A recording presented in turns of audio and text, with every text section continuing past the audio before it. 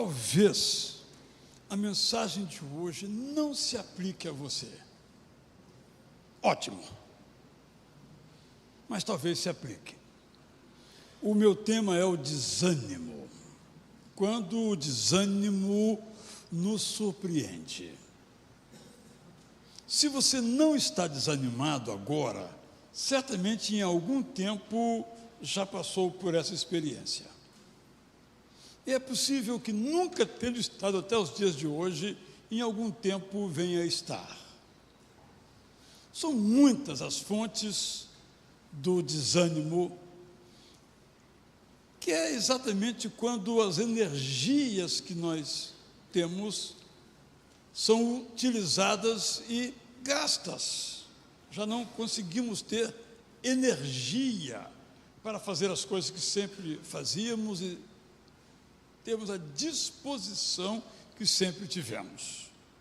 Como eu disse, talvez isso não se aplique a você, mas eu sei que a palavra de Deus se aplica completamente a você em outra direção, embora a minha ênfase seja, nesta hora, ao desânimo. Eu tenho pensado, entre as muitas fontes para o desânimo, uma é a decepção. Muitos de nós temos estado decepcionados com familiares, com amigos, com irmãos em Cristo, com colegas de trabalho. Do tipo, nunca pensamos que essas coisas fossem acontecer. E aconteceram. Então isso é um choque que é difícil de a gente se recuperar. Eu fico imaginando, meus irmãos, falando com toda a franqueza, naquelas igrejas onde se prega a riqueza, o sucesso, a prosperidade. Porque essas promessas, que não são promessas bíblicas, são repetidas à saciedade intensamente, e algumas pessoas que dizem que receberam podem agradecer, mas muitas pensam que Deus as abandonou, porque esse sucesso todo que anda por aí, aqui na minha casa, na minha vida, não chegou. Fico imaginando o sofrimento. Eu quero destacar exatamente a natureza do Evangelho. O que é que nós podemos, então, diante do desânimo, esperar do Evangelho? Eu trago, então, um texto, e eu sempre tenho dito que nós não devemos apenas ler um versículo da Bíblia, mas ver o que vem antes e o que vem depois, para que aquele que estamos lendo seja mais iluminado e mais profundo ao nosso coração. Eu me refiro a um texto conhecidíssimo do Venho a Mim. O que vem antes desse Venho a Mim? Vamos então ler, leio na versão Prazer da Palavra. Mateus 11, 25, começo. Você pode acompanhar na sua versão. Foi nessa época, e temos que voltar no tempo, né? Mas aí, chegaríamos em Mateus capítulo 1, não podemos fazer isso também, não é? Foi nessa época que Jesus fez a seguinte oração, pensando nos seus seguidores. Eu te agradeço, ó Pai, dono do céu e da terra. Eu te agradeço por mostrares como ages. Tu não te revelaste às pessoas cheias de sabedoria humana, mas às pessoas simples como essas que enviei. Ó Deus eterno, que alegria tu me dás. Verso 27, quero que saibam, Jesus dirigindo-se aos seus seguidores, que eu e o Pai eterno agimos em completa sintonia. Ele me conhece de modo perfeito e de modo perfeito eu o conheço. E agora eu lhes dou o privilégio de também conhecerem o Pai eterno. Versos 28 a 30. Sei que vocês estão cansados e sobrecarregados. Venham a mim e eu lhes darei alívio. Venham viver no compasso do Evangelho. aprendam a viver do jeito que eu ensino. Eu lhes dedicarei meu coração cheio de compaixão e simplicidade. Só no Evangelho há descanso verdadeiro. Eu cuidarei de vocês com ternura. O Evangelho não é pesado, mas leve. O que é que aprendemos nesse contexto do desânimo com essas palavras maravilhosas, sublimes do nosso Salvador? Primeira verdade que aprendemos: Jesus nos oferece a possibilidade de conhecer o Deus eterno. Jesus viveu, morreu e ressuscitou para nos oferecer a possibilidade de conhecer o Deus eterno. Conhecer o Deus eterno é ter um relacionamento com Ele, que implica em ser cuidado por Ele. Isto é o Evangelho. Bem simples o que eu estou dizendo, mas isto é o Evangelho.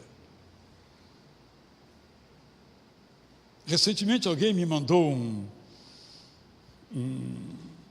videozinho de um pastor no culto voando pelos ares. Maravilha de evangelho, maravilha de falso evangelho. O evangelho é simples. É isso que temos que ter bem claro. Um culto não é um espetáculo. Quem canta mais bonito? Qual é o solista mais performático? Não, isso não é culto. É um show evangélico que tem um grande valor. Mas o evangelho não depende dessas performances, dessas belezas humanas que nós queremos colocar. Porque se um culto não é um lugar onde o conhecimento de quem é o Deus eterno não é salientado, onde essa oportunidade não é criada, perdeu-se o Evangelho. Por isso, quando nós conhecemos o Deus eterno e sabemos que Ele cuida de nós,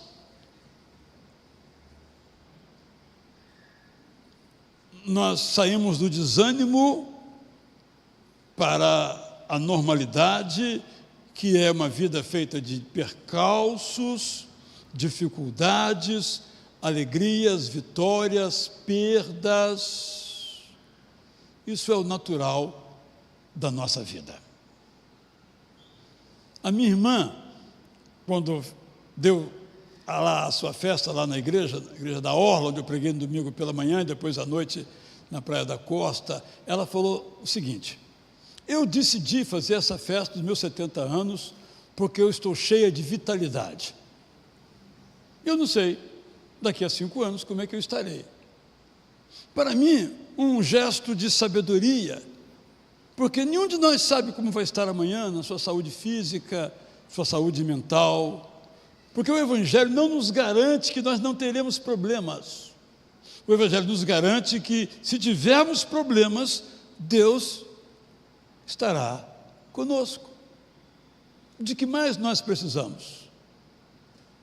Essa simplicidade, estou insistindo nesse ponto, diante de tantas coisas que temos ouvido, que precisa estar muito clara no nosso coração. O Evangelho é um relacionamento com o Deus eterno, é um conhecimento de quem Deus é. Não um conhecimento intelectual, que é muito válido, mas um conhecimento relacional. Como vocês sabem, sempre que a Bíblia, no Antigo Testamento, sobretudo, usa a palavra conhecer, é estar em contato. Para nós, por influência grega, conhecer é um conjunto de operações que se realizam na nossa mente, no nosso cérebro, no nosso ser pensante aqui, na cabeça do nosso corpo. Mas quando o Antigo Testamento e o Novo também fala de conhecer, é ter um relacionamento, é saber quem é ouvir a voz, é falar com Ele. É isso que o Evangelho nos oferece. Jesus Cristo morreu, viveu, ressuscitou e virá a segunda vez, para que nós aprendamos essa verdade profunda, a primeira verdade do Evangelho. Segunda verdade que aprendemos aqui nesse texto é que o Evangelho não é pesado, mas leve. Entrando aqui no santuário hoje, uma irmã disse assim: voltei para o voluntariado na recepção. Aí eu disse: a melhor coisa do mundo é ser voluntário. Embora nem todos ainda tenham descoberto essa verdade. Por que estou dizendo isso? Porque o Evangelho não pode ser uma coisa pesada, mas leve. Jesus está falando aqui nesse texto numa condição muito específica de sua época. Os fariseus tinham um conceito sobre o amor de Deus. E nesse conceito sobre o amor de Deus, Deus era implacável com aqueles que falhassem. Penso que nós evangélicos herdamos um pouco do farisaísmo. Nós dizemos que perdoamos os nossos irmãos, mas quando eles falham,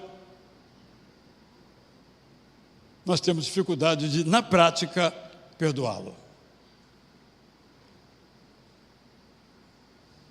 Se for um pastor, então, que falhar, zero de chance de ser perdoado. Os fariseus ensinavam que os mandamentos tinham que ser obedecidos. Isto consistia no relacionamento com Deus, obedecer aos mandamentos. Os 10 mandamentos. E alguns que eles criaram. Centenas de mandamentos sobre como cumprir o sábado.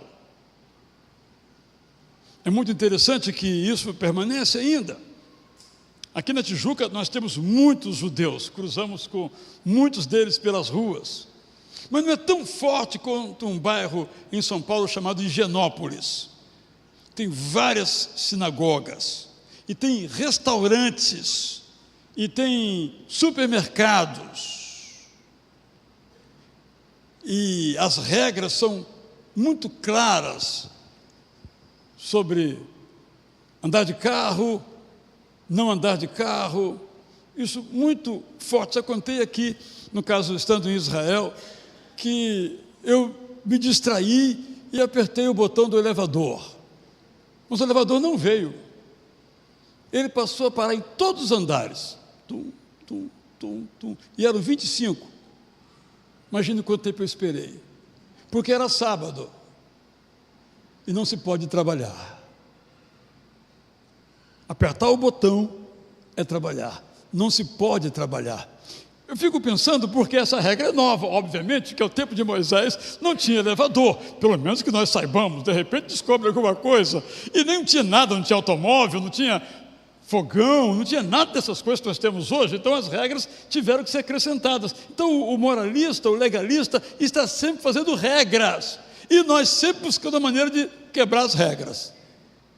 Então, novas regras. Os moralistas condicionam o relacionamento com Deus a uma vida perfeita.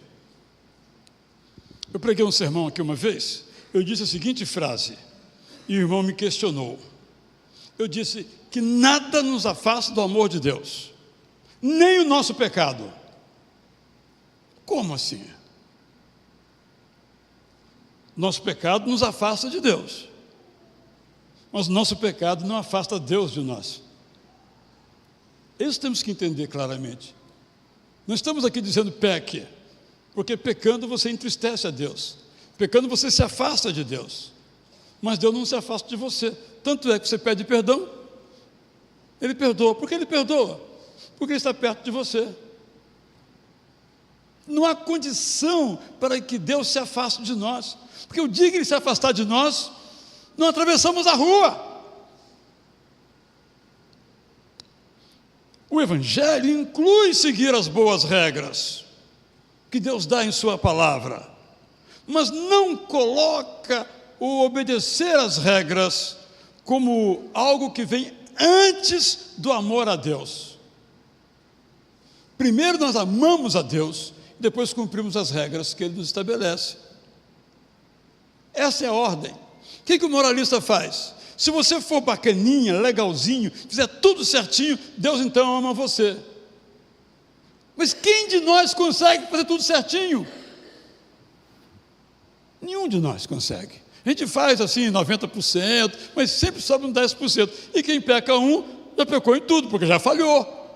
Observe o que os fariseus diziam. Por isso eles falavam, se você falhar em um mandamento, já falhou em todos. Em certos sentidos são corretos.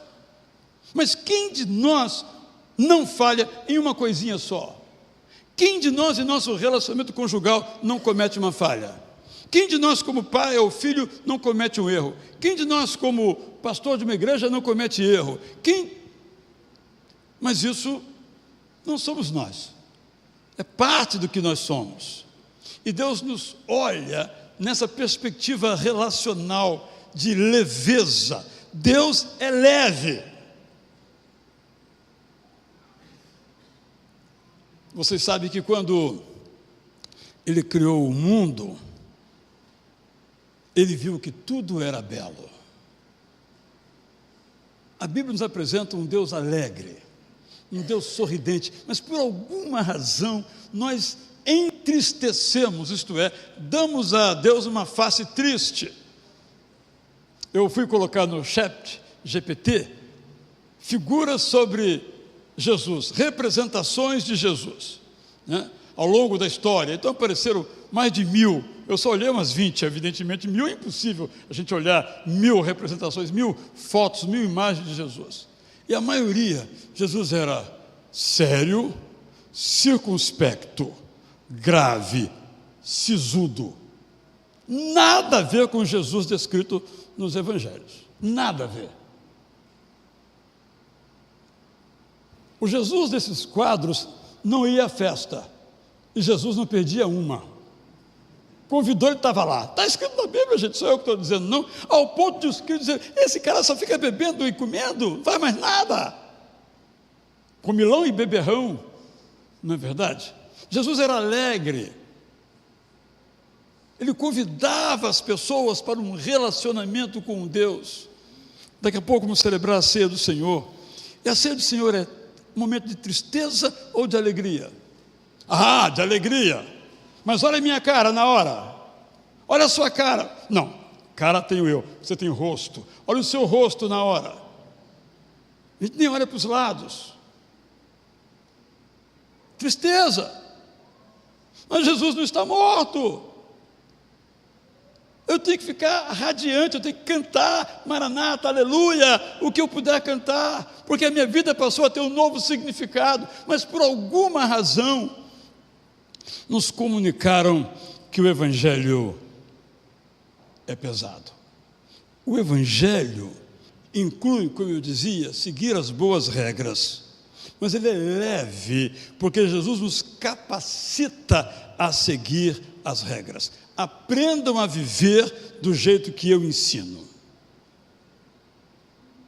No entanto, fizeram do Evangelho, nós somos parte dessa feitura, um sistema de crenças. E esta semana eu ouvi um cidadão muito conhecido, muito apreciado, eu mesmo gosto muito dele, dizendo o seguinte: você é muito objetivo e muito honesto, desculpe quem não concordar, mas eu preciso dizer isso. Ele dizia assim: o Evangelho verdadeiro é o Evangelho reformado. Leia-se dupla predestinação, o calvinismo, em que Deus já predestina uns para a salvação e outros para a perdição. Esse é o Evangelho verdadeiro. E graças a Deus, dizia esse autor, muitos evangélicos estão aderindo à causa verdadeira do Evangelho. É o fim do mundo isso. Por que estou dizendo isso? Porque o Evangelho não é um sistema de crenças. Inclui um sistema de crenças, mas a verdade, desculpe o trocadilho aqui, ou a repetição, o A verdade verdadeira não é isto, não é a maneira correta de crer que é o Evangelho, é a maneira correta de amar a Deus e ser amado por Ele. O Evangelho não é prosperidade, nem ostentação. Oh, meu Deus, que tragédia a nossa época. Eu fui pregar na primeira Igreja Batista da Praia da Costa no domingo. Quando eu adentrei, assim, muito bonito, um templo lindíssimo, realmente uns painéis bonitos, eu saquei o meu celular, vou fazer uma selfie no Instagram. Olha onde é que eu estou. Eu disse, o que eu estou fazendo? Botei no bolso e não fiz. Porque eu estava me exibindo, me mostrando. No fundo, a minha intenção era dizer, olha como eu sou bem-sucedido, olha quem me convidou para pregar, olha que igreja linda onde eu estou. Foi assim que eu li. Não digo que as pessoas que fazem o que eu não fiz tenham essa motivação, mas naquele momento, aquela era a minha motivação. Não fiz. O Evangelho é tão simples, nós temos que dar uma sofisticada nele para ser aceitável. Mas ele inclui as nossas horas boas, nossas horas difíceis, nosso alto salário, nossa luta por sobreviver. Então Jesus diz assim, olha, eu te agradeço, ó Pai, dono do céu e da terra, eu te agradeço por mostrares como ages.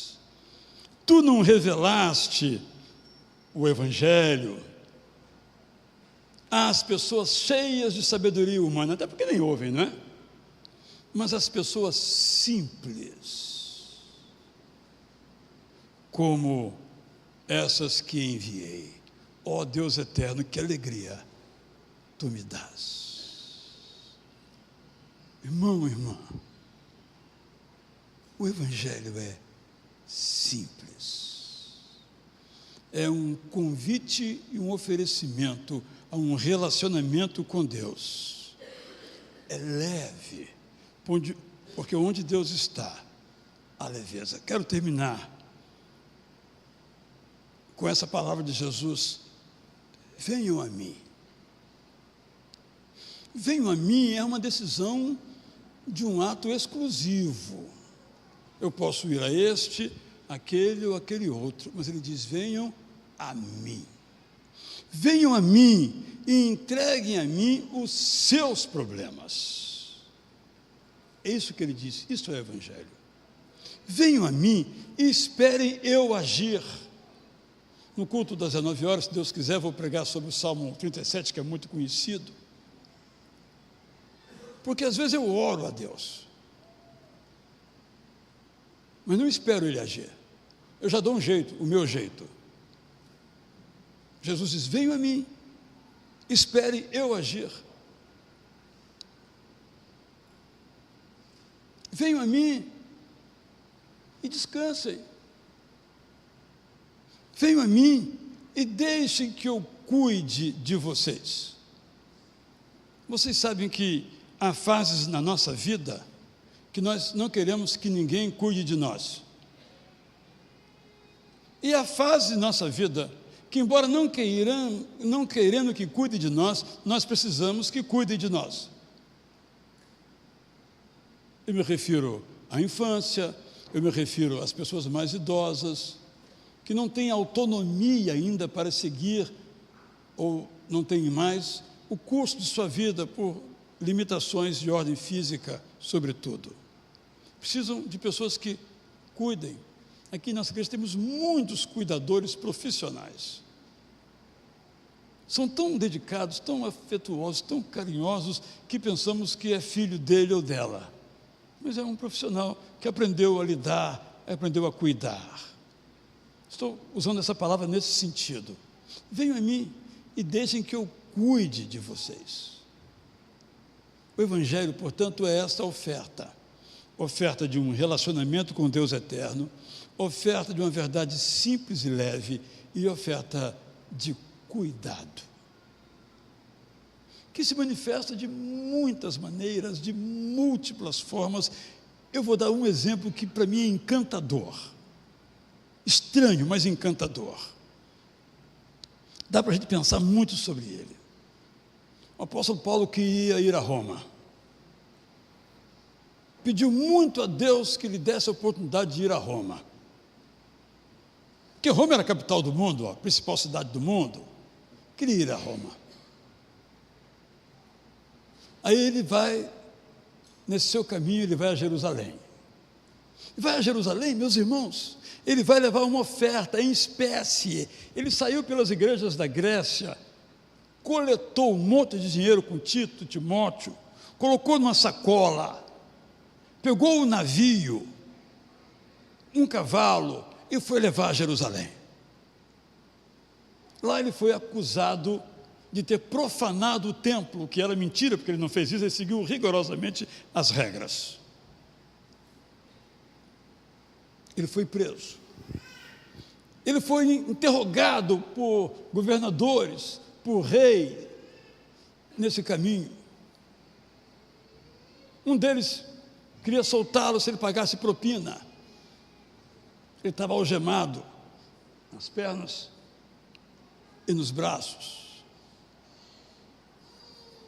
E Paulo foi a Jerusalém. Ele não queria Jerusalém? Ele foi a Jerusalém. Mas ele foi a Jerusalém de um modo totalmente fora do cabo. Eu queria Jerusalém solto, livre, mãos soltas, livre, dinheiro no bolso, para pregar por lá. Mas ele foi amarrado. E nessa ida enfrentou naufrágios, conhecemos bem a história. O que eu estou dizendo com isso? Ele não orou para ir a Jerusalém? Deus lhe concedeu a bênção de ir a Jerusalém. E ele entendeu. E foi a Jerusalém e bagunçou o coreto dos romanos em Jerusalém, levando o Evangelho de Jesus. Para mim, ao meu ver, em todo o Novo Testamento, essa é a maior demonstração de cuidado, porque é de um modo estranho, fora daquilo que nós imaginamos. Mas mesmo em meio às nossas dificuldades, maldades, crueldades, injustiça que nos desanimam, venha a mim, eu estou cuidando de você. Não é o imperador Nero, não é o rei Agripa II, não é Festo, não é Félix, nem são seus irmãos em Cristo, nem seu sobrinho, Paulo, sou eu. Estou cuidando de você. O Evangelho, portanto, é a revelação do Deus que cuida de nós. Quero deixar, portanto, com os irmãos essas verdades.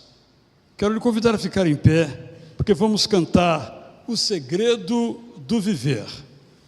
E aqui está muito claro nessa linda mensagem que o segredo do viver é em Cristo confiar. Confiar em Cristo quer dizer o seguinte: eu confio em mim, naquilo que eu posso confiar, naquilo que eu posso fazer. Mas eu confio também em Jesus, naquilo que eu não posso fazer, que eu não consigo fazer. Eu entrego. Salmo 37. Vamos cantar então esta música.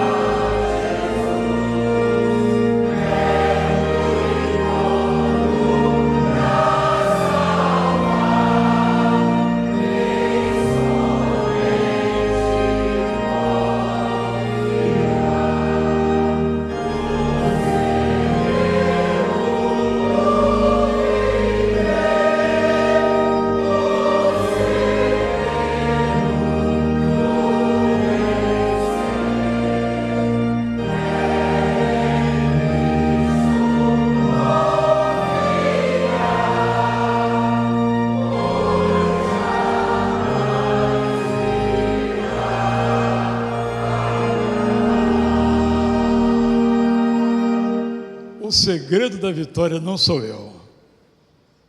O segredo da vitória é Jesus. Quero lhe convidar em pé como está. Eu acho que é a primeira vez em 23 anos que vamos celebrar a ceia em pé. Pega então o seu cálice, seu kit. Se alguém não recebeu, eu, por exemplo, levante a sua mão. Quem não recebeu, obrigado, pastor André. Tem mais um incrédulo aqui, pode trazer também.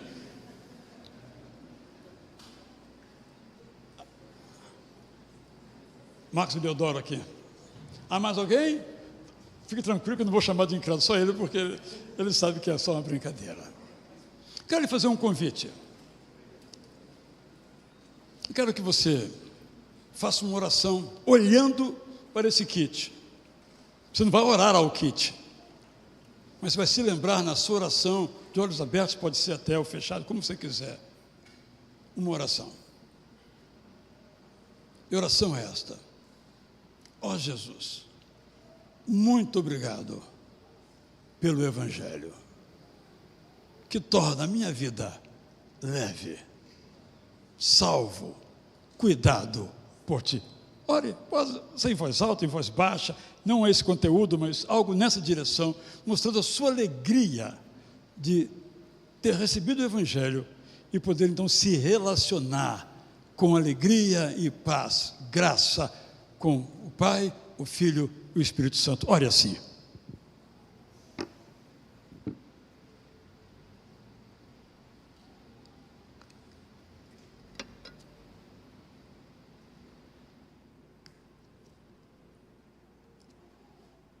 Tendo orado, coma do pão, por favor.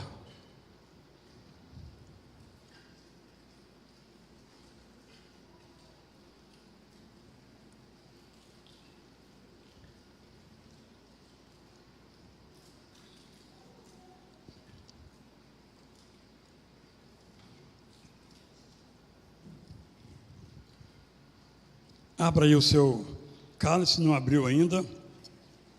Não pense no que está aqui como sendo sangue, embora o simbolize também, mas pense como sendo vinho. Vinho que simboliza que a sua vida, minha vida, não termina aqui. Está aflito? Vai passar. Está desanimado? No céu, desânimo não entra. Estamos indo para lá.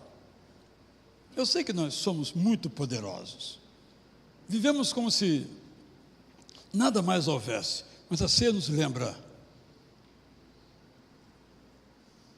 que a eternidade já começou e nos espera em sua plenitude. Agradeça a Deus pela vida eterna que Ele lhe dá. Oh Deus, obrigado, porque a nossa vida não vai acabar.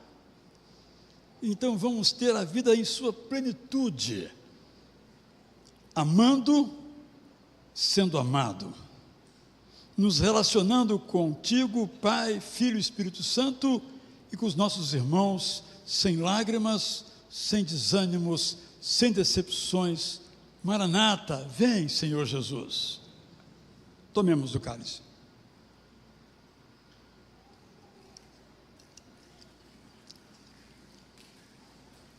Ó Alfa, Ômega, Cristo Filho, ó vem, vem, Senhor Jesus. Maranata, Cristo, Filho Mestre, vem, vem,